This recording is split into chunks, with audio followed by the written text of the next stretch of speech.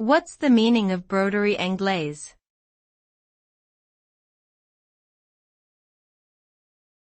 Broderie anglaise.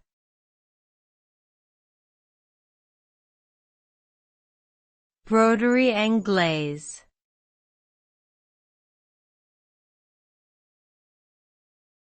Broderie anglaise.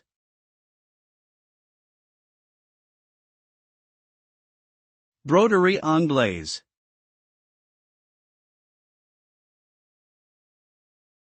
Broderie anglaise is a type of embroidery technique that involves creating patterns on fabric with holes and stitches. The name literally translates to English embroidery in French, as it is believed to have originated in England during the 16th century. The result is a delicate and intricate design that adds texture and visual interest to clothing, bedding, and other textiles.